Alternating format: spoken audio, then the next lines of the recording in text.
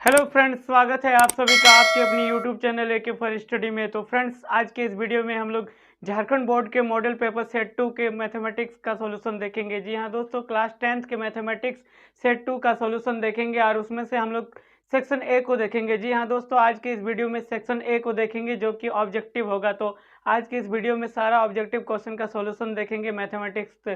तो यह वीडियो उन सभी साथियों के लिए काफ़ी इंपॉर्टेंट होने वाला है जो इस साल क्लास 10th का बोर्ड एग्जाम के लिए तैयारी कर रहे हैं और बोर्ड एग्जाम देने वाले हैं। तो सभी साथियों से मेरा निवेदन है, यदि आप क्लास 10th में तो इस वीडियो को अंत तक जरूर देखिएगा और मेरे चैनल पर अगर पहली बार आए तो चैनल को भी सब्सक्राइब जरूर कर लीजिएगा। तो चलिए फ्रेंड्स, बिना देरी करते हुए आज की इस वीडियो को शुरू करते हैं। तो देखिए फ्रेंड्स, आज की इस वीडियो में हम लोग मॉडल पेपर सेट 2 को देख रहे हैं जो कि क्या है, क्लास 10th के मैथमेटिक्स सब्जेक्ट को देखेंगे, सेक्शन ए यानी कि ऑब्जेक्टिव। जितना सारा ऑब्जेक्टिव क्वेश्चन है सबको हम लोग पूरा कॉन्सेप्ट से देखेंगे, एकदम फुल कॉन्सेप्ट, इसलिए वीडियो को अंत तक जरूर देखिएगा। तो चलिए फ्रेंड्स, क्वेश्चन को देखते हैं। क्वेश्चन हम लोग मोबाइल में ले लिए है, जैसा कि आप लोग स्क्रीन पर भी देख पाएंगे। तो चलिए फ्रेंड्स, क्वेश्चन को पहले देखते हैं। देखिए सेक्शन ए, देखिए सेक्शन ए जो देखेंगे ना फ्रेंड्स, सेक्शन ए में क्या होगा, इसमें प्रश्न संख्या 1 से लेकर 30 तक, यानी कि प्रश्न संख्या ऑब्जेक्टिव जो होगा 1 से लेकर 30 तक दिया रहता है और प्रत्येक 1 अंक का है। तो दिए गए 4 विकल्पों में से सही विकल्प का चयन कीजिए। जी हाँ दोस्तों, ये ऑब्जेक्टिव टाइप का रहेगा, यानी कि ऑप्शन क्वेश्चन दिया रहेगा, उसके साथ 4 विकल्प रहता है।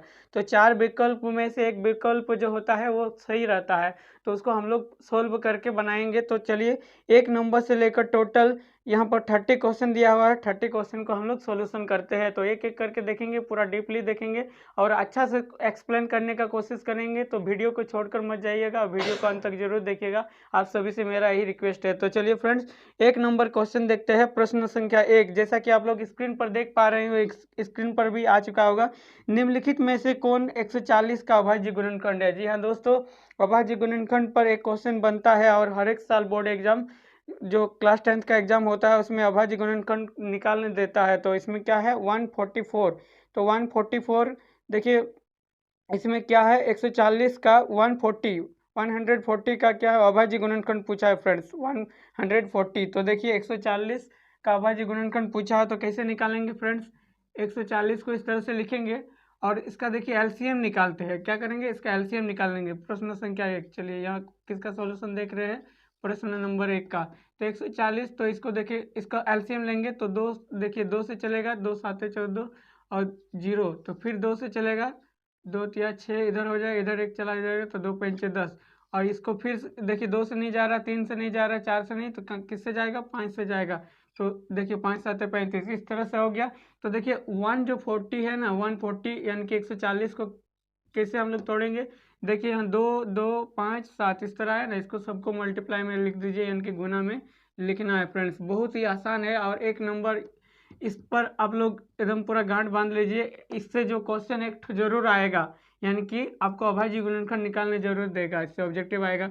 तो 2 2 यानी कि 2, यहाँ पर देखिए 2 2 क्या है, 2 गो है, तो 2 गो जब रहेगा तो उसको 2 पर पावर 2 और 5 गुना 7, यानी कि 2 पर पावर 2 गुना 5 गुना 7। देखिए कौन सा ऑप्शन पर है, इसको चलिए देख लेते हैं। इसका ऑप्शन देखिए फ्रेंड्स, आप लोग देख पा रहे होंगे स्क्रीन पर, क्वेश्चन नंबर 1 का जो ऑप्शन है 2 पर पावर 2 गुना 5 गुना 7, ये ऑप्शन ए पर है, यानी कि ऑप्शन नंबर ए इसके लिए करेक्ट हो जाएगा। कौन सा, ऑप्शन नंबर ए बिल्कुल सही हो जाएगा। तो चलिए अब नेक्स्ट क्वेश्चन देखते हैं। नेक्स्ट क्वेश्चन स्क्रीन पर आ चुका होगा। देखिए प्रश्न नंबर 2, देखिए प्रश्न नंबर 2 में क्या है friends, y equal to P X का ग्राफ दिया गया है। जी हाँ दोस्तों, y equal to P X का ग्राफ किस प्रकार से है। देखिए ये जो ग्राफ वाला भी क्वेश्चन जो होता है ना, बहुत ही इंपॉर्टेंट होता है और हर एक साल बोर्ड एग्जाम में एक ठो जरूर आता है, 1 नंबर दे के जाएगा। तो इस तरह का प्रश्न काफ़ी इंपॉर्टेंट होता है, इस तरह का प्रश्न जरूर आप लोग देख कर प्रैक्टिस करके जाइएगा। आसान होता है, बहुत ही आसान, सिर्फ इसको समझना पड़ता है। देखिए इस तरह का, यहाँ पर फिगर में आपको समझाते हैं। इस तरह का एक फिगर दिया हुआ है,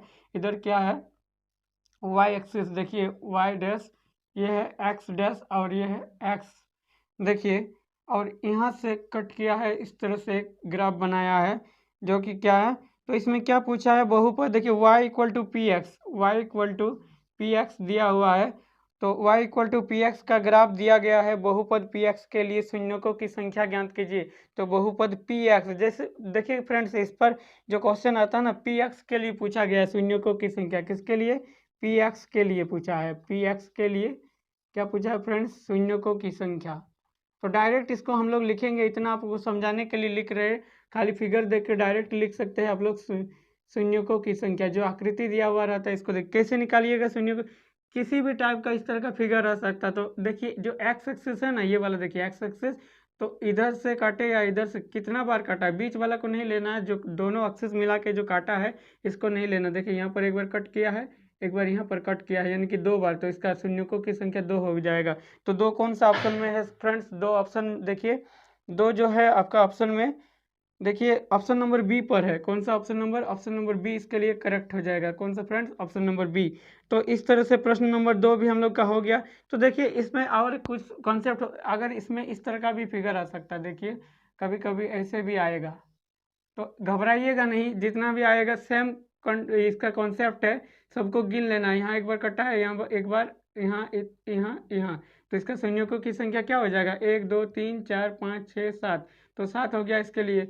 अगर फिगर इस तरह से रहेगा फ्रेंड्स, अगर फिगर इस तरह से जाएगा तो इसमें क्या हो जाएगा? 1 2 3 4, तो शून्यकों की संख्या कितना आ गया? 4। तो बहुत ही सिंपल क्वेश्चन होता है, कैसे भी फिगर देख सिर्फ गिनना है और शून्यकों की संख्या बता देना है, तो सिंपल 1 नंबर आप लोग को मिल जाएगा। और ऐसा ही क्वेश्चन आएगा, इतना विश्वास रखिए, क्योंकि मॉडल पेपर जो बनाया गया है जैक बोर्ड के द्वारा ये काफ़ी सोच समझ के ही बनाया है।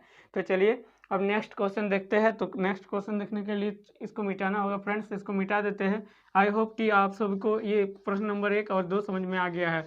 अब देखिए थोड़ा स्पीड बताएंगे सब क्वेश्चन, क्योंकि वीडियो लंबा हो जाएगा नहीं तो चलिए बोर्ड को थोड़ा क्लीन कर लेते हैं। आइए फ्रेंड्स, एक एक क्वेश्चन को पूरा एकदम डीपली हम लोग कॉन्सेप्ट से देखते हुए जाएंगे, ताकि आप सभी को समझ में आ जाएगा। और अगर मॉडल पेपर से आप लोग सोल्व कर रहे हैं, मॉडल पेपर को अगर आप लोग इस तरह का पूरा रिवीजन नहीं भी किए हैं, तो इससे एक आइडिया मिल जाता है, और ऐसा ही क्वेश्चन एग्जाम में देखने को मिलेगा। इसलिए वीडियो को अंत तक जरूर देखिएगा, काफ़ी आप सभी को काफ़ी कुछ सीखने को मिलेगा। क्योंकि बोर्ड एग्जाम के लिए जो किस टाइप का कॉन्सेप्ट रहता है और इस तरह के प्रश्नों को कैसे बनाया जाएगा, आप सभी को मैं बताएंगे एक एक करके। तो अभी तक क्वेश्चन नंबर 2 तक हम लोग देख लिए। चलिए अब क्वेश्चन नंबर 3 को देखिए। क्वेश्चन नंबर 3 जैसा कि आप लोग स्क्रीन पर देख पा रहे होंगे फ्रेंड्स, क्वेश्चन नंबर 3 में क्या है? बहुपद x² - 3 के शून्यक है, यानी कि शून्यक निकालने दिया है। प्रश्न नंबर 3 देखिए, प्रश्न 3 क्या है? x² - 3 के शून्यक पूछा है, तो कैसे फाइंड करेंगे? देखिए ये बहुपद दिया हुआ ना, तो x² - 3 = 0 मान लेते हैं और इसको सोल्व करेंगे। देखिए x², एक मिनट फ्रेंड्स, x² देखिए -3 जब बराबर के इस साइड रहता है, तो बराबर के उस साइड जाने पर क्या हो जाएगा फ्रेंड्स? +3, तो +3 हो जाएगा ना। तो यहाँ पर देखिए x² दिया हुआ है, तो x² क्या करेंगे? यहाँ पर हम लोग x लिखेंगे, और इधर स्क्वायर रहने पर बराबर के उस साइड जाने पर रूट में आ जाता है। तो इस तरह से हम लोग यहाँ पर लिख सकते हैं x देखिए रूट में जैसे आएगा तो प्लस माइनस होता है, रूट का जो वैल्यू आता है ना, वो +- 2 वैल्यू आता है। तो एक हो गया प्लस में √3 और एक हो गया -√3। देखिए 2 रिजल्ट, तो ये कौन सा ऑप्शन में है? देखिए फ्रेंड्स ऑप्शन नंबर आप लोग देख पा रहे होंगे, ऑप्शन नंबर ये सी, जो कि करेक्ट ऑप्शन कौन सा है? ऑप्शन नंबर सी इसके लिए सही हो गया। तो ऑप्शन नंबर सी प्रश्न नंबर 3 के लिए। तो बहुत ही आसान क्वेश्चन है और शून्यक निकालने दे सकता है इस तरह से। अब देखिए क्वेश्चन नंबर 4 देखिए, प्रश्न नंबर 4, निम्नलिखित में कौन द्विघात समीकरण है? देखिए द्विघात समीकरण हम लोग कैसे पहचानेंगे फ्रेंड्स? द्विघात समीकरण इस रूप में होना चाहिए, ax², देखिए यहाँ पर क्वेश्चन नंबर, चलिए क्वेश्चन नंबर यहाँ लिख लेते हैं, इसका सोल्यूशन देखिए। क्वेश्चन नंबर 4 का सोल्यूशन देख रहे हैं, किसका? क्वेश्चन नंबर 4 बोला कि निम्न में कौन द्विघात समीकरण है? क्वेश्चन नंबर आप 4 देख पा रहे होंगे। और मॉडल पेपर अगर अभी तक डाउनलोड नहीं किए तो आप सभी को बता देते हैं, मॉडल पेपर का डायरेक्ट डाउनलोड लिंक मैंने नीचे डिस्क्रिप्शन पर दे दी है, तो डिस्क्रिप्शन चेक करना नहीं भूलिएगा। और अगर डिस्क्रिप्शन से नहीं कर सकते हैं तो आप जैक बोर्ड के ऑफिशियल वेबसाइट से भी कर सकते हैं, और डिस्क्रिप्शन पर भी आप सभी को डाउनलोडिंग लिंक इसका मिल जाएगा पूरा PDF का, तो डाउनलोड जरूर कर लीजिएगा। तो चलिए हम लोग क्वेश्चन नंबर 4 का सोल्यूशन देख रहे हैं। द्विघात समीकरण, तो द्विघात समीकरण के लिए ये फॉर्मेट होता है, ax² + bx + c = 0, इस रूप में होना चाहिए, इसको हम लोग कहेंगे द्विघात समीकरण। तो देखिए फर्स्ट नंबर ऑप्शन इसका चेक कर रहे हैं। फर्स्ट नंबर कैपिटल A में ऑप्शन है, देखिए क्या है? x माइनस, देखिए x - 2² + 1 = 2x - 3, क्या इसको पहला वाला को ही चेक करके देखते हैं। इसको अगर तड़ेंगे, देखिए a - b का होल स्क्वायर में है, तो ये क्या हो जाएगा friends? x² - 2x + 4 plus 1 equal to 2x minus 3। तो इस तरह से देखिए एक्स स्क्वायर माइनस 2x और इस 2x को इधर लाएंगे तो माइनस 4x हो जाएगा और प्लस 4 यहाँ पर है और एक 5 और इधर आ जाएगा तो यानी कि 8 हो जाएगा टोटल। तो इस तरह से हम लोग क्या लिख x square minus 4x plus 8 जो कि इस फॉर्मेट में है, यानी कि ऑप्शन नंबर ए ही इसका करेक्ट होगा और कुछ ऑप्शन, क्योंकि एक क्वेश्चन का बहुत सारा ऑप्शन नहीं हो सकता है कि ऑप्शन होगा। और चलिए अब अगर आप लोग कोशिश करना आप मतलब चेक करना चाहते हैं कि क्या ऑप्शन बी सी हो सकता है तो ऑप्शन बी को भी चेक करके बता देते हैं कि क्या ये पॉसिबल है। नहीं पॉसिबल होगा। देखिए ऑप्शन बी को हम लोग चेक करके ऐसे शॉर्टकट में चेक, एग्जाम में ज़्यादा टाइम नहीं गंवाना है। इस तरह के एग्जाम में जो आप लोग को आंसर मिल जाएगा एक ठो उसी को आंसर मान लीजिएगा। तो फिर भी आप लोग को हम चेक करके बता देते हैं। देखिए फ्रेंड्स, शॉर्टकट चेक करने का रूल बताते हैं कि कैसे द्विघात समीकरण चेक कीजिएगा। इधर वाला पार्ट को चेक करते हैं तो एक्स स्क्वायर आ रहा है, ठीक। इधर वाला पार्ट को चेक करते हैं तो फिर भी एक्स स्क्वायर आ रहा है। और फॉर्मेट क्या है, a x square plus b x plus c equal to 0 के फॉर्म में आना चाहिए। लेकिन जब ये एक्स स्क्वायर तो इधर आ जाएगा तो एक्स स्क्वायर कट जाएगा तो बचेगा नहीं कोई एक्स स्क्वायर वाला फॉर्म में। तो इस तरह से ऑप्शन बी क्या होगा, द्विघात समीकरण नहीं हो सकता है। तो आप लोग समझ गए होंगे, आशा करते हैं। तो चलिए अब नेक्स्ट क्वेश्चन देखते हैं, क्वेश्चन नंबर 5। देखिए क्वेश्चन नंबर 5 भी स्क्रीन पर आ गया होगा फ्रेंड्स। क्वेश्चन नंबर 5 देखेंगे। चलिए इसको थोड़ा क्लीन कर देते हैं, ये बोर्ड को हम लोग जल्दी से क्लीन कर लेते हैं। और क्वेश्चन नंबर 5,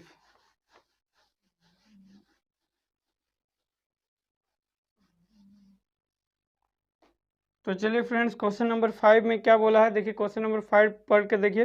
क्वेश्चन 5 में बोला है कि a x square plus b x plus c equal to 0 के दो भिन्न वास्तविक मूल होंगे यदि। भिन्न वास्तविक मूल होने के लिए क्या होता है, जो आप लोग एक चीज पढ़े होंगे, देखिए ये जो होता है ना द्विघात समीकरण, मतलब इसमें D square greater than D जो होता है, इसका देखिए डी यानी कि यहाँ क्या पूछा है एक्स स्क्वायर, तो डी जो ग्रेटर देन 0 होना चाहिए कि। तो और एक चीज़ हम लोग जानते हैं डी क्या होता है, डी के लिए हम लोग लिखते हैं, देखिए फ्रेंड्स यहाँ पर a x square plus b x plus c equal to 0 के दो भिन्न वास्तविक मूल, इसके लिए क्या होगा, ऑप्शन नंबर ए होगा। क्वेश्चन नंबर 5 के लिए कौन सा आंसर होगा, ऑप्शन नंबर ए, यानी कि ग्रेटर देन, क्योंकि डी ग्रेटर देन 0 होता है वास्तविक मूल के लिए द्विघात समीकरण में। तो यहाँ पर क्या हो जाएगा, B square minus 4ac equal to E greater than 0, ये होगा इसका आंसर हो जाएगा। अब चलिए फ्रेंड्स क्वेश्चन नंबर 6 देखिए, प्रश्न नंबर 6। प्रश्न नंबर 6 में क्या बोला है, समानांतर श्रेणी 4, 10, 16, 22 का सार्वअंतर ज्ञात करें। सार्वअंतर ज्ञात करने बोला है क्वेश्चन नंबर 6 में। प्रश्न 6 देखिए, प्रश्न नंबर 6 लिखते हैं 4, 10, 16 और 22 का क्या पूछा है, सार्वअंतर पूछा है। देखिए सार्वअंतर, तो सार्वअंतर कैसे निकालेंगे, देखिए फ्रेंड्स ये एक एपी का क्वेश्चन है, अर्थमेटिक प्रोग्रेसिव, जिसको हम लोग समानांतर श्रेणी बोलते हैं। तो उसका क्वेश्चन है और इस तरह का क्वेश्चन बोर्ड एग्जाम में हर एक साल पूछा जाता है। तो इसको भी आप लोग ध्यान में रखिएगा इस तरह के प्रश्नों को। देखिए ये जो शुरू में होता है ना, इसको पहला पद बोला जाता है, जो बाद में इसके बाद जैसे दूसरा पद, तीसरा पद, चौथा पद, इससे कंटिन्यू चलते रहता है। और ये सब क्या होता है, एक समान अंतर में होता है, इसीलिए इसको सार्वअंतर बोला जाता है। तो डी का एक फॉर्मूला होता है a2 माइनस a1, यानी कि दूसरा पद से अगर पहला पद घटा देंगे तो डी निकल जाएगा, यानी कि डी मीन्स क्या, सार्वअंतर। तो a2 क्या है यहाँ पर 16 और सॉरी फ्रेंड्स, यहाँ a2 क्या है, ऐसे 16 10 करने से भी यही आंसर आएगा। तो यहाँ a2 क्या है 10 और a1 क्या है 4, तो क्या होगा 6, यानी कि सार्वअंतर क्या आ गया, सार्वअंतर, इस क्वेश्चन का सार्वअंतर डी क्या आ गया फ्रेंड्स 6। ये देखिए 6 कौन सा ऑप्शन पर है, 6 देखिए ऑप्शन नंबर बी पर है, तो option number B is correct हो जाएगा इसके लिए। तो इस तरह से प्रश्न नंबर 6 भी बन गया, बहुत ही आसान क्वेश्चन था। अब देखिए प्रश्न नंबर 7 देखिए, यदि समानांतर श्रेणी का प्रथम पद a इक्वल टू 10 और सार्वअंतर d इक्वल टू 10 है तो तीसरा पद क्या होगा। देखिए कितना समानांतर, देखिए कितना आसान क्वेश्चन पूछा है। प्रश्न नंबर 7 का सॉल्यूशन देखिए, क्या दिया हुआ है फ्रेंड्स, a इक्वल टू यानी कि प्रथम पद दिया है a इक्वल टू 10 और d दिया हुआ है इसका 10। तो इसका क्या पूछा है, a3 पूछा है कि a3 क्या होगा। देखिए प्रथम पद में अगर हम लोग d जोड़ देते हैं तो क्या निकल जाएगा, a2, दूसरा पद निकल जाएगा। ये फार्मूला होता है, प्रथम पद में d जोड़ देंगे क्योंकि समान अंतर में बढ़ रहा है, तो 10 + 10 = 20 हो जाएगा। और जैसे ही तीसरा पद निकालने के लिए क्या करेंगे, दूसरा पद में अगर फिर से डी जोड़ देंगे तो क्या हो जाएगा, 20 में अगर 10 फिर से जोड़ देंगे तो 30 हो जाएगा। और 30 कौन सा ऑप्शन पर है, जैसा कि आप लोग देख पा रहे होंगे 30 जो इसका आंसर है, एक मिनट देख लेते हैं कौन सा ऑप्शन पर है। देखिए प्रश्न नंबर 7 का ऑप्शन 30 सी, तो इसके लिए कौन सा ऑप्शन सही हो जाएगा, सी नंबर इज करेक्ट हो जाएगा। तो देखिए फ्रेंड्स, अब क्वेश्चन नंबर 7 हो गया। अब क्वेश्चन नंबर 8 को देखेंगे। तो चलिए बोर्ड को थोड़ा फिर से क्लीन करते हैं और क्वेश्चन नंबर 8 की ओर चलते हैं।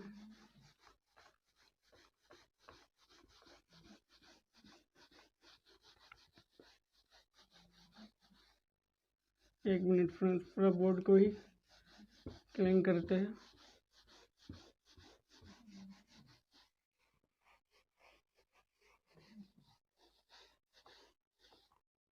तो चलिए फ्रेंड्स, क्वेश्चन नंबर 8 को देखिए। क्वेश्चन नंबर 8 में क्या है, देखिए ये ट्रिग्नोमेट्री से पूछा है। किससे, ट्रिग्नोमेट्री, यानी कि चैप्टर 8 का क्वेश्चन है।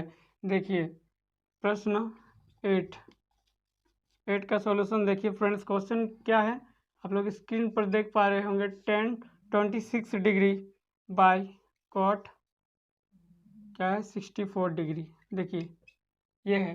तो देखिए ये जो है ना, इसका वैल्यू निकालने के लिए दो ऊपर नीचे अलग अलग है, दोनों को सेम करना होगा तभी वैल्यू निकाल सकते। तो कैसे करेंगे, या तो 10 को कॉट में बदल दीजिए या फिर कॉट को 10 में। तो चलिए हम लोग ऊपर वाले को ही कॉट में बदलते हैं। कैसे बदलेंगे, देखिए फ्रेंड्स, एक फार्मूला होता है इसके लिए, कॉट 90 माइनस, देखिए यहाँ पर 10 है ना, तो यहाँ पर 10, सॉरी एक मिनट, यहाँ पर 10 लगाना होगा क्योंकि 10 यहाँ पर है। तो 10 90 में 64 माइनस कर देंगे तो क्या रिजल्ट आ जाएगा फ्रेंड्स, कॉट, देखिए कॉट 64। अब देखिए यहाँ पर सेम एंगल है, तो यहाँ पर हम लोग क्या कर सकते हैं फ्रेंड्स, 10 90 माइनस 64 जैसे करेंगे तो कॉट 64 हो जाएगा। अब बाई कॉट 64, इस तरह से दोनों को ऊपर नीचे कट जाएगा तो क्या वैल्यू आ जाएगा, 1। अब देखिए ये जो फार्मूला कैसे यूज किए, हम लोग जानते हैं फार्मूला होता है cot 90 minus theta equal to होता है 10 थीटा, ठीक ना। और क्या होता है 10 90 माइनस थीटा इक्वल टू क्या होता है, कॉट थीटा। तो ये सेकंड नंबर पर अप्लाई की है, यानी कि 10 यहाँ 10 90 माइनस थीटा इस रूप में बदल दिए तो क्या निकल गया, कॉट थीटा। यहाँ पर थीटा 64 था तो यहाँ पर भी 64 आ गया, तो इस तरह से कट गया। तो इसका रिजल्ट क्या हो गया, 1 हो गया। 1 कौन सा ऑप्शन पर है, 1 ऑप्शन पर, बी नंबर ऑप्शन पर है, यानी कि बी नंबर इसके लिए बिल्कुल सही है। तो चलिए अब नेक्स्ट क्वेश्चन, प्रश्न नंबर 9 को देखिए। प्रश्न नंबर 9 में क्या पूछा है, स्क्रीन पर आप लोग देख सकते हैं। सेक 90 माइनस ए, क्या है फ्रेंड्स, सेक 90 माइनस ए बराबर है, ये एक फार्मूला है, डायरेक्ट फार्मूला पूछ दिया है। Sec 90 degree minus A equal to होता है कॉस ए, क्या है, सेक 90 माइनस ए। देखिए फ्रेंड्स, सेक 90 माइनस ए पूछा है ना, सॉरी यहाँ पर सेक में है तो ये क्या होगा, सॉरी फ्रेंड्स, यहाँ पर कोसेक ए होगा। क्यों, क्योंकि अगर देखिए इस तरह का सारा याद कर लीजिएगा, साइन 90 माइनस ए होगा तो ये होगा कॉस ए, क्या होगा, ये कॉस ए। इस तरह का बहुत सारा इसका रिलेशन है, और रिलेशन सबको याद कर लीजिएगा। तो इसका रिजल्ट क्या हो जाएगा, कोसेक ए। तो कोसेक ए कौन सा ऑप्शन पर है, कोसेक ए ऑप्शन इसका है option number D, option number D इसके लिए करेक्ट है। अब देखिए प्रश्न नंबर 10 देखिए। प्रश्न नंबर 10 को देखिए फ्रेंड्स। प्रश्न नंबर 10 में क्या है friends, sine square theta plus cos square theta equal to what, sine square theta plus cos square theta, ये डायरेक्ट फार्मूला होता है, इसका रिजल्ट 1 होता है। तो ये ऑप्शन नंबर, यानी कि option number B is correct, इसके लिए कौन सा option number B is correct हो गया। अब चलिए नेक्स्ट क्वेश्चन देखिए, प्रश्न नंबर 11। प्रश्न नंबर 11 क्या है फ्रेंड्स, प्रश्न नंबर 11 का आंसर देखेंगे। देखिए प्रश्न नंबर 11 में है, मूल बिंदु का निर्देशांक क्या होता है। देखिए मूल बिंदु क्या होता है, कोऑर्डिनेट जियोमेट्री का ये क्वेश्चन है। देखिए मूल बिंदु, दो एक्सिस होता है, दो एक्सिस क्या होता है, एक होता है एक्स एक्सिस, सॉरी यहाँ पर क्या होता है वाई एक्सिस, और एक होता है एक्स एक्सिस, जो दोनों एक्सिस को बीच में काटता है, यही होता है मूल बिंदु। यहाँ क्या होता है फ्रेंड्स, मूल बिंदु, इसी को बोला जाता है मूल बिंदु। तो मूल बिंदु का मान हमेशा यहाँ 0 0 होता है, तो मूल बिंदु क्या हो जाएगा, यानी कि प्रश्न नंबर 11 के लिए आंसर हो जाएगा 0 0। ये कौन सा ऑप्शन पर है, ये ऑप्शन नंबर आपका देखिए फ्रेंड, ऑप्शन नंबर ये ए पर है, तो ए इसके लिए करेक्ट हो जाएगा। अब नेक्स्ट क्वेश्चन देखिए, प्रश्न नंबर 12, बिंदु 3 -3 4 और 7, 8 को मिलाने वाले रेखाखंड का मध्य बिंदु क्या होगा। तो मध्य बिंदु पूछा है, ये बहुत ही इंपॉर्टेंट क्वेश्चन है और 1 नंबर के लिए इस तरह का प्रश्न पूछा जाएगा। तो चलिए इसको बोर्ड को थोड़ा क्लीन करते हैं और क्वेश्चन नंबर नेक्स्ट देखते हैं, यानी कि क्वेश्चन नंबर 12 को देखेंगे। देखिए फ्रेंड्स, जितना ऑब्जेक्टिव है इस टाइप का क्वेश्चन हर एक साल आता है। अगर ये नहीं आया तो लेकिन इसी तरह से आएगा, इसलिए मॉडल पेपर सोल्व करना बहुत ज़रूरी हो जाता है। अगर मॉडल पेपर पूरा सोल्व कर लेते हैं तो आपको काफ़ी आसान हो जाएगा नंबर लेने में। तो चलिए क्वेश्चन नंबर 12 देखते हैं। क्वेश्चन नंबर 12 क्या है, देखिए प्रश्न नंबर 12 का सॉल्यूशन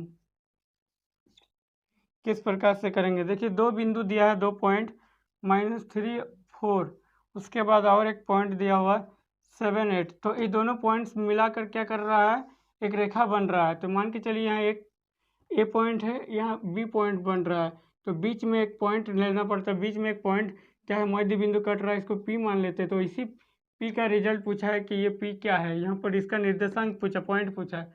तो कैसे निकालेंगे, देखिए ये जो यहाँ पर क्या होता है, एक एक्स होता है और एक वाई होता है। तो एक्स, देखिए एक्स का मान निकालते हैं पहले, तो पूरा इस पॉइंट का मान निकल जाएगा। तो एक्स का मान कैसे निकालेंगे, यहाँ -3 और ये दोनों को ऐड कर दीजिए, -3 + 7 दोनों को ऐड करेंगे और इसको 2 को है ना, इसीलिए 2 से डिवाइड कर देंगे। तो 7 में 3 जाएगा तो क्या होगा 4, तो 4/2 दैट मीन्स कटेगा तो क्या 2 एक्स का आ गया। अब लेकिन वाई भी निकालना होगा ना, तो वाई क्या है, वाई 4 है, 4 + 8/2 दैट मीन्स 12/2 दैट मीन्स क्या होगा 6। तो इस तरह से मध्य बिंदु निकल गया। मध्य बिंदु निकालने का ही फार्मूला होता है, इसको याद रखिएगा। मध्य बिंदु P = क्या हो गया फ्रेंड्स, इसको हम लोग लिख सकते हैं, एक साथ लिखेंगे। पहले एक्स वाला लिखा जाता है, एक्स का मान क्या है 2,6, ये हो गया आपका जाके रिजल्ट। तो क्वेश्चन नंबर 12 का कौन सा ऑप्शन हो गया फ्रेंड्स, क्वेश्चन नंबर 12 का ऑप्शन नंबर डी हो गया। Option number D is correct इसके लिए। अब चलिए नेक्स्ट क्वेश्चन देखते हैं, क्वेश्चन नंबर 13। तो क्वेश्चन नंबर 13 क्या है, देखिए बहुत ही इंपॉर्टेंट क्वेश्चन है और इसको ध्यान से देखिएगा। तो त्रिभुज ए बी सी एवं त्रिभुज डी ई एफ इस प्रकार से है कि ए बी बाई डी, देखिए 2 त्रिभुज दिया हुआ है। देखिए फ्रेंड्स, चलिए इसको मिटाते हैं और क्वेश्चन नंबर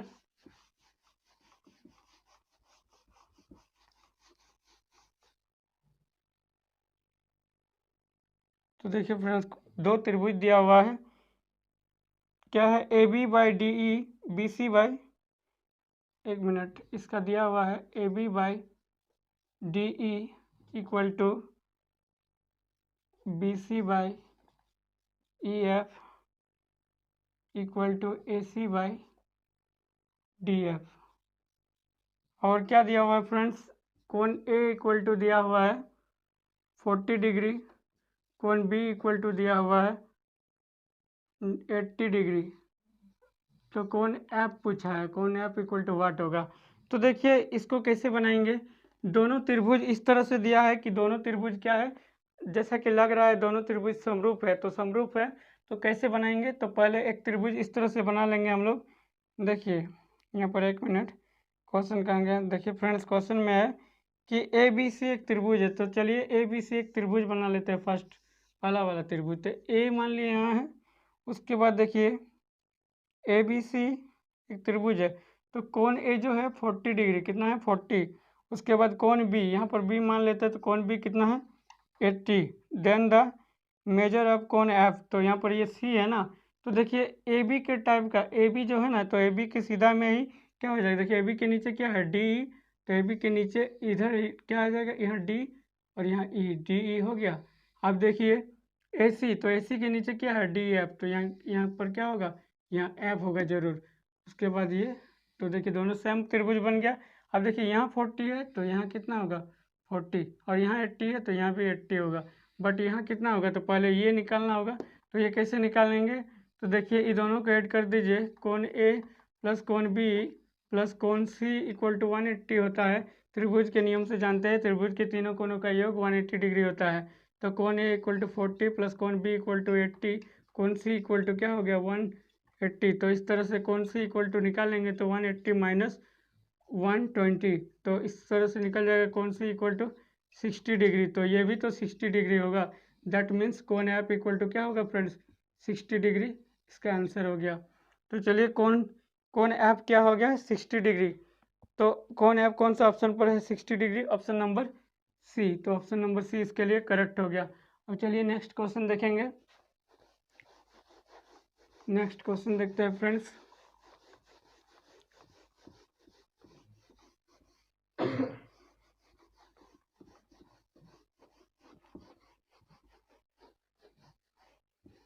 चलिए फ्रेंड्स नेक्स्ट क्वेश्चन देखते हैं। आइए क्वेश्चन नंबर 14 देखिए। क्वेश्चन नंबर 14 में क्या बोला है कि समद्विबाहु समकोण त्रिभुज ABC का कोण B समकोण है यदि BC 4 सेंटीमीटर और AC का मान क्या होगा। तो देखिए एक समद्विबाहु समकोण त्रिभुज दिया हुआ है। तो समद्विबाहु समकोण त्रिभुज प्रश्न नंबर 14 का सॉल्यूशन देखिए। प्रश्न नंबर 14 का सॉल्यूशन क्या है। एक समकोण त्रिभुज इस तरह से दिया हुआ है। देखिए समकोण त्रिभुज में क्या दिया हुआ है फ्रेंड्स, BC 4 सेंटीमीटर। तो ABC, तो BC 4 सेंटीमीटर है, ठीक ना। तो BC 4 सेंटीमीटर और क्या पूछा है कि देखिए B समकोण है, यानी कि यहाँ 90 डिग्री बन रहा है, ठीक है, बना दिए। तो चलिए आगे देखिए। और समद्विबाहु, तो समद्विबाहु जैसा कि जानते हैं नाम से ही पता चल रहा है दो भुजा बराबर होगा। तो ये जो बड़ा 4 सेंटीमीटर है तो जरूर ये भी 4 सेंटीमीटर ही होगा, क्योंकि समद्विबाहु तभी होगा। तो हम लोग को क्या निकालना है इसका पूछा है फ्रेंड्स, निकालने AC निकालना है, यानी कि ये क्या होगा। तो कैसे निकालेंगे, पाइथागोरस प्रमेय इसमें अप्लाई कर देंगे। तो कर्ण स्क्वायर बराबर क्या होता है, AC स्क्वायर इक्वल टू हो जाएगा फ्रेंड्स AB स्क्वायर प्लस लंब स्क्वायर प्लस आधार स्क्वायर, BC स्क्वायर अप्लाई करेंगे। तो देखिए 4 का स्क्वायर करेंगे तो 4 का स्क्वायर, तो AC स्क्वायर इक्वल टू क्या होगा, यहाँ 16 प्लस 16 दैट मीन्स क्या होगा, AC इक्वल टू हो जाएगा आपका 32। तो AC इक्वल टू √32 हो जाएगा। तो इसको देखिए इस प्रकार से दिया, इसको तोड़ना होगा। कैसे तोड़ेंगे, 16 गुना 2 करेंगे तो 16 4 निकल जाएगा √2, यानी कि 4 अंदर में √2 रहेगा। तो 4√2 इसका आंसर हो गया। कौन सा ऑप्शन पर है, option number B is correct हो गया इसके लिए। तो चलिए नेक्स्ट क्वेश्चन, क्वेश्चन नंबर 15 देखिए। क्वेश्चन नंबर 15 बहुत ही आसान क्वेश्चन पूछा है। क्या है फ्रेंड्स, वृत्त की सबसे बड़ी जीवा होती है। वृत्त की सबसे बड़ी जीवा कौन सी होती है, तो एक जो सर्किल होता है उसके सभी जो वृत्त की सभी जीवा होता है। देखो एक सर्किल इस तरह से है, अगर यहाँ से काटेंगे ये भी जीवा है, ये भी जीवा है, लेकिन जो बड़ी जीवा है ना इसका डायमीटर होता है, यानी कि जो सबसे बड़ी बीच में जो काटा जाता है, दो भागों में जो सर्किल को टू भागों में बांट देता है, बराबर भागों में, तो इसको बोला जाता है क्या, इंग्लिश में बोला जाता है डायमीटर, और इसको हिंदी में बोला जाता है व्यास। तो व्यास कौन सा ऑप्शन पर है, देखिए फ्रेंड्स ऑप्शन नंबर इसका, ऑप्शन नंबर व्यास देखिए, एक मिनट, हाँ ऑप्शन नंबर सी। तो option number C is correct हो गया। अब चलिए नेक्स्ट क्वेश्चन देखिए। क्वेश्चन नंबर 16, किसी वृत्त का व्यास 14 सेंटीमीटर है तो उसकी परिधि क्या होगी। तो इसके लिए फॉर्मूला सब सारा वृत्त का आप लोग को याद रखना होगा, वृत्त का परिधि क्या होता है। चलिए क्वेश्चन नंबर 16 का आंसर देखिए। क्वेश्चन नंबर 16, तो वृत्त की परिधि निकालने बोला है, वृत्त का व्यास दिया हुआ है, तो वृत्त की परिधि देखिए, वृत्त की परिधि के लिए क्या फॉर्मूला होता है, 2πr। और देखिए इसमें क्वेश्चन में क्या दिया हुआ है, वृत्त का व्यास दिया हुआ है। क्वेश्चन नंबर 16 में क्या है, वृत्त का व्यास। तो जब वृत्त का व्यास को हम लोग क्या बोलते हैं, डी बोलते हैं। डी बराबर क्या होता है, 14 दिया हुआ है, तो आर बराबर क्या होगा, d/2, यानी कि त्रिज्या निकाल लेंगे तो 14 को 2 से भाग देंगे तो 7 सेंटीमीटर त्रिज्या आ गया। तो यहाँ 7 सेंटीमीटर पुट कर देंगे 2, अब पाई का मान 22/7 गुना 7, 7 7 कट जाएगा तो 44 सेंटीमीटर इसका आंसर हो गया। तो वृत्त का परिधि क्वेश्चन नंबर 16 का कौन सा ऑप्शन हो गया, option number C is correct. तो क्वेश्चन नंबर 17 देखिए, 7 सेंटीमीटर त्रिज्या वाले अर्धवृत्त का क्षेत्रफल। तो देखिए 7 सेंटीमीटर त्रिज्या वाले क्वेश्चन नंबर 17 का सॉल्यूशन देखिए। 7 सेंटीमीटर त्रिज्या वाले अर्धवृत्त का क्षेत्रफल पूछा है प्रश्न।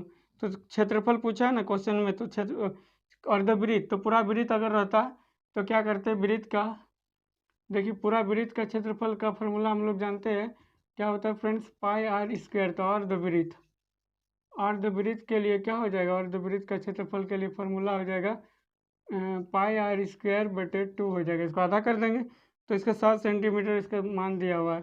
तो चलिए पाई का मान 22/7 गुना 7 गुना 7/2, 7 7 कैंसिल और ये कैंसिल हो जाएगा, 11 7 77। 77 कौन सा ऑप्शन में है, देखिए 77 option B, 77 centimetre square. Option number 20 correct. तो चलिए प्रश्न नंबर 17 तक हम लोग का सॉल्यूशन हो गया, बहुत ही आसान था। अब देखिए प्रश्न नंबर 18 को देखेंगे।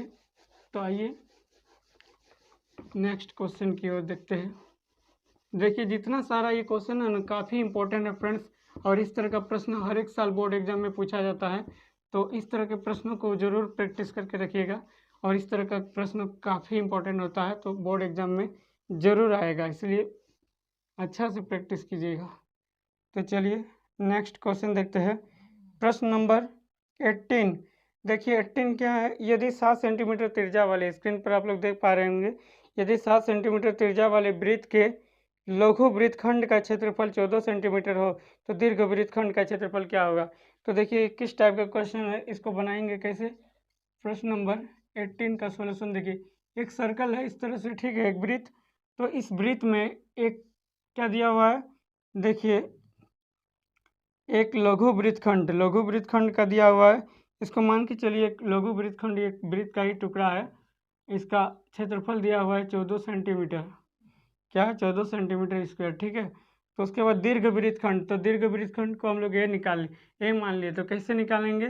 तो यहाँ से मान के चलिए एक सेंटर है, तो इसको हम लोग कैसे निकालेंगे। तो देखिए 7 सेंटीमीटर त्रिज्या वाले वृत्त के लघु वृत्तखंड, तो इसका त्रिज्या कितना दिया है 7 सेंटीमीटर दिया है ना, वृत्त का त्रिज्या क्वेश्चन में दिया हुआ है, क्वेश्चन देख सकते हैं आप लोग। तो चलिए इसको कैसे बनाएंगे। तो वृत्त का यानी कि दीर्घ वृत्तखंड के क्षेत्रफल के लिए पाई आर इक्वल टू क्या करेंगे a+14, यानी कि देखिए जो वृत्त का क्षेत्रफल होगा वो किसके बराबर होगा, इस पूरा वृत्त का जो क्षेत्रफल होगा इस छोटा टुकड़ा को और इस पूरा यानी कि ये जो इस आधा टुकड़ा वाला को भी निकालना होगा, तभी ना ए का मान निकलेगा। तो कैसे निकलेगा, तो चलिए यहाँ पर पुट करेंगे, तो पाई का मान 22/7 और 7 ले लेंगे इधर, और इधर हो जाएगा 14। तो इस तरह से 7 कैंसिल हो जाएगा, और 7 दूनी 14, 7 दूनी 14, 15, 154, और ए प्लस क्या हो जाएगा 14। तो इस तरह से हम लोग ए का मान निकालेंगे जब, तो ए 1 फिर देखिए इसको ये करेंगे तो क्या होगा, माइनस जैसे ही करेंगे तो 140 सेंटीमीटर स्क्वायर, यानी कि इस लघु वृत्तखंड का क्षेत्रफल कितना आ गया, तो लघु वृत्तखंड का क्षेत्रफल 140 सेंटीमीटर स्क्वायर, जो कि ऑप्शन नंबर ए हो गया इसका करेक्ट। तो चलिए नेक्स्ट क्वेश्चन देखते हैं फ्रेंड्स। नेक्स्ट क्वेश्चन कौन सा है, प्रश्न नंबर 19 यानी कि प्रश्न 19 को देखिए। 19 नंबर क्वेश्चन को देखिए फ्रेंड्स। 19 नंबर क्वेश्चन में क्या है, देखिए बहुलक पूछा है। देखिए द मोड ऑफ 789 यानी कि मोड पूछा है, मोड यानी कि बहुलक। तो बहुलक को कैसे लिखेंगे, तो देखिए बहुलक लिखने का तरीका देखिए 7 8 9 7 8 फिर 9 फिर 9 3 5 4, इस तरह का क्वेश्चन है, इसका बहुलक पूछा है। तो बहुलक मतलब होता है, एक मिनट फ्रेंड्स, बहुलक मीन से होता है जो बहुत बार आया है, जो सबसे ज़्यादा बार आया है वही बहुलक आंसर होगा। तो चलिए पहले 7 यहाँ शुरू में है, पहले ऑप्शन देखते हैं, ऑप्शन में क्या क्या है। देखिए ऑप्शन को ध्यान दीजिएगा, क्वेश्चन में देखिए ऑप्शन में दिया हुआ 7, तो पहले 7 को देखते हैं 7 कितना बार आया है। पहले 7 लिख लेते हैं, यहाँ नीचे लिखते हैं 7 कितना बार आया है, 1 2, तो 2 बार आया है। उसके बाद ऑप्शन कौन सा है, ऑप्शन नंबर 8 है, तो 8 का भी चेक करते हैं। इस तरह से चेक करने का नियम होता है, 1 2, तो 8 भी 2 बार आया है। चलिए नेक्स्ट ऑप्शन क्या है, नेक्स्ट नंबर ऑप्शन है 9, तो 9 का चेक करते हैं, 9 कितना बार आया है, 1 2 3, तो 9 3 बार आया है। चलिए अब नेक्स्ट क्या चेक करेंगे, 3, तो 3 को भी चेक कर लेते हैं, 3 कितना बार आया है, एक ही बार आया है, तो यानी कि सबसे ज़्यादा बार कौन आया है 9, तो इसके लिए बहुलक आंसर क्या होगा 9, जो कि ऑप्शन नंबर सी पर है। तो इसके लिए बहुलक, इस तरह से बहुलक फाइंड किया जाता है, तो इसको भी ध्यान में रखिएगा, बहुलक का एक क्वेश्चन जरूर आएगा। तो चलिए अब नेक्स्ट क्वेश्चन क्या है फ्रेंड्स, पासा देखिए प्रश्न नंबर 20 को देखिए, प्रश्न नंबर 20 स्क्रीन पर आ गया होगा, 20 को जरूर ध्यान दीजिए। देखिए एक पासा फेंकने पर 5 आने की प्रायिकता क्या है। आप लोग जानते हैं पासा जो होता है लूडो का गोटी, उसमें देखिए टोटल कितना आने की संभावना रहता है। पासा में 1 आता है, 2 आता है, 3 आता है, 4 आता है, 5 आता है और 6 आता है, टोटल 6 आता है। लेकिन यहाँ पर बोला है कि एक पासा को अगर एक बार फेंकेंगे तो 5 आने का प्रायिकता, यानी कि एक बार अगर फेंकेंगे, जैसे पासा को ऐसे करके फेंकेंगे तो उसमें क्या आएगा, 5 सिर्फ एक ही बार आ सकता है ना, 5 बार बार नहीं ना आएगा, तो 5 एक ही बार आएगा। तो 5 आने की जो प्रायिकता होगी, प्रायिकता क्या 5 आने की, 5 आने की। तो इसके लिए क्या होगा फ्रेंड्स, 5 एक बार आएगा और टोटल कितना बार आ सकता था, 1 2 3 4 5 6, तो 6 यानी कि 1/6 इसका आंसर होगा। कौन सा ऑप्शन पर है, ऑप्शन नंबर बी। तो इसके लिए option number B is correct. इस तरह से इसको बनाइएगा। तो चलिए हम लोग का जितना सारा ऑब्जेक्टिव था यानी कि जो ऑप्शन वाला था सारा हम लोग सोल्यूशन देख चुके हैं। आशा करते हैं कि आप सब ये क्वेश्चन ऑब्जेक्टिव समझ गए होंगे। अब नेक्स्ट देखेंगे प्रश्न नंबर 21 से शुरू है, जो कि क्या है, फिल इन द ब्लैंक्स यानी कि रिक्त स्थान को पूर्ति करें। जो कि खाली स्थान में दिया हुआ है, साइड में दिया हुआ है 2 ऑप्शन, उसमें से ही एक ऑप्शन होगा। तो उस तरह का प्रश्न है। देखिए प्रश्न नंबर 21 को ध्यान दीजिए, स्क्रीन पर आप लोग के सामने आ गया होगा प्रश्न 21। तो 21 में खाली आंसर हम बताते जाएंगे कि कैसे होगा, उसको समझाते जाएंगे। देखिए 6, देखिए यहाँ पर प्रश्न नंबर 21 को ध्यान दीजिएगा। 6/15 का दशमलव प्रसार खाली जगह है, मतलब क्या है, शांत है, अशांत आवर्ती है। तो इसको कैसे चेक करेंगे, क्या है फ्रेंड्स 6/15। तो देखिए दशमलव शांत होगा क्या अशांत, तो इसको चेक करने के लिए शांत या अशांत है यानी कि टर्मिनेटिंग है या नॉन टर्मिनेटिंग रिपीटिंग है। तो इसको चेक करने के लिए 6/15, तो जो 15 होता है ना इसको इस तरह से तोड़ दीजिए, 3 × 5। अब देखिए जो शांत होता है ना वो 2 और 5 के रूप में होना चाहिए। देखिए 5 पावर वाला तो एक है, लेकिन 2 पावर वाला नहीं है। तो इसलिए इसको हम लोग कह सकते हैं कि ये किस स्वभाव का है, ये अशांत आवृत्ति है। क्या है फ्रेंड्स, अशांत आवृत्ति। इसके लिए हो जाएगा इसका आंसर, इस पर खाली स्थान पर भर सकते हैं। तो क्वेश्चन नंबर 21। अब क्वेश्चन नंबर 22 देखिए, प्रश्न 22। देखिए फ्रेंड्स प्रश्न नंबर 22 में क्या है, प्रश्न नंबर 22 में है एक्स और वाई चर वाला व्यापक रैखिक समीकरण का रूप होता है। यानी कि एक्स और वाई का जो बेसिक इसका रूप होगा क्या होगा, a x plus b y plus c equal to 0 या a x minus b y minus c equal to 0। तो कौन सा ऑप्शन होगा, एक्स और वाई के लिए जो समीकरण होता है a x plus b y plus c equal to 0 होता है, ये होता है, इसको याद रखिएगा। अब नेक्स्ट क्वेश्चन देखिए प्रश्न नंबर 23। तो चलिए बोर्ड को थोड़ा क्लीन कर देते हैं और एक एक करके फटाफट अब हम लोग लास्ट क्वेश्चन तक देख लेंगे। तो बहुत ही आसान क्वेश्चन था और आसानी क्वेश्चन है सब फ्रेंड्स। तो आशा करते हैं कि आप सभी को मेरा एक्सप्लेनेशन समझ में आ रहा होगा। तो चलिए नेक्स्ट क्वेश्चन देखते हैं इसका, और आज के इस वीडियो में सारा ऑब्जेक्टिव क्वेश्चन जो कि 1 नंबर या है सेक्शन है पूरा कवर हो जाएगा। तो चलिए वीडियो थोड़ा सा लंबा हो रहा है उसके लिए सॉरी। हम नेक्स्ट क्वेश्चन देखते हैं। नेक्स्ट क्वेश्चन क्या है, देखिए फ्रेंड्स 1 नंबर, हाँ प्रश्न नंबर 22 हो गया। अब देखिए प्रश्न नंबर 23 देखिए जो कि स्क्रीन पर आ गया, प्रश्न नंबर 23। प्रश्न 23 क्या पूछा है, देखिए b² - 4ac को द्विघात समीकरण ax² + bx + c = 0 का क्या है कहते हैं, क्या कहते हैं, मूल, विविध कर या क्या कहते हैं, रूट्स। तो b² - 4ac को द्विघात समीकरण इतना का क्या कहते हैं, मूल कहते हैं यानी कि रूट कहते हैं। तो इसका आंसर क्या हो जाएगा फ्रेंड्स, रूट हो जाएगा, रूट। इसको इंग्लिश में रूट्स या फिर मूल कहेंगे, ठीक है। तो इसको मूल्स या रूट्स कह सकते हैं। अब चलिए प्रश्न नंबर 24 देखिए, ये सब फिल इन द ब्लैंक्स था, इस शॉर्ट में बता रहे हैं, सब ज़्यादा कोई झंझट नहीं है। अब देखिए नेक्स्ट क्वेश्चन है, साइन ए का व्युत्क्रम पूछा है। साइन ए का व्युत्क्रम, व्युत्क्रम मीन्स इसका उल्टा क्या होगा, साइन ए का व्युत्क्रम होता है 1/sin a। क्या होता है फ्रेंड्स, 1/sin a। और 1/sin a को हम लोग क्या लिखते हैं, कोसेक ए। देखिए कोसेक ए होता है, तो कोसेक ए इसका आंसर हो गया। क्या होगा यहाँ पर, फिल इन द ब्लैंक्स में कोसेक ए भर दीजिएगा। चलिए प्रश्न नंबर 25 देखिए, प्रश्न नंबर 25 में क्या है, देखिए फ्रेंड्स प्रश्न नंबर 25 में क्या है कि बिंदु 2 5 की एक्स अक्ष से दूरी, यानी कि 2 5 दिया है, तो इसके लिए क्या पूछा है कि एक्स अक्ष के लिए, एक्स अक्ष के लिए क्या पूछा है, क्या होगा। देखिए ये जो शुरू वाला होता है ना ये एक्स के लिए होता है, जो बाद वाला होता है ये वाई के लिए। तो एक्स अक्ष के पूछा तो एक्स के लिए क्या होगा, 2 होगा इसका आंसर। इस तरह से इसको, और ऐसे भी समझ सकते हैं, जैसे ये रेखा है तो देखिए 2 यानी कि 1 2 यहाँ पर 2 है, और 1 2 3 4 5 यहाँ पर 5 है, यानी कि इस तरह से यहाँ मिला है।